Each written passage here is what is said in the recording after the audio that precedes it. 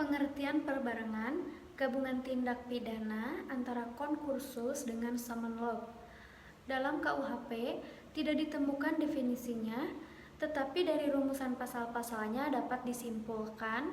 Yang pertama, seseorang dengan satu perbuatan mengakibatkan beberapa aturan pidana dilanggar, atau seseorang dengan beberapa perbuatan mengakibatkan beberapa aturan pidana dilanggar.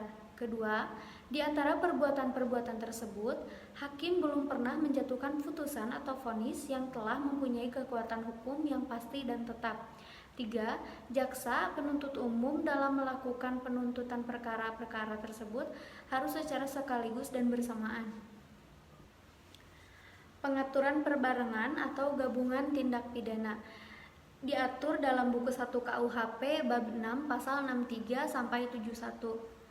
Perbuatan berlanjut, menurut pasal 64 ayat 1, berlaku sistem absorpsi, yaitu hanya dikenakan satu aturan pidana dan jika berbeda-beda dikenakan ketentuan yang memuat ancaman hukuman pidana pokok yang terberat.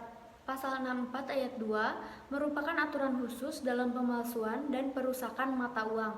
Pasal 64 ayat 3 merupakan ketentuan khusus dalam hal kejahatan-kejahatan ringan yang merupakan perbuatan berlanjut.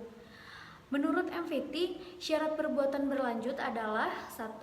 Ada niat yang merupakan perbuatan yang terlarang. 2. Di antara perbuatan-perbuatan tersebut dilakukan tidak terlalu lama. 3. Tindak pidana yang dilakukan harus sejenis.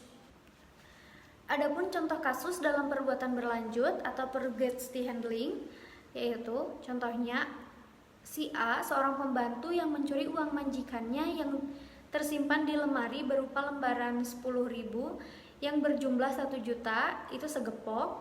Uang tersebut tidak diambil pembantu secara sekaligus, melainkan setiap hari hanya diambil 2 lembar saja, baru 3 kali mencuri, keburu ketahuan oleh majikannya.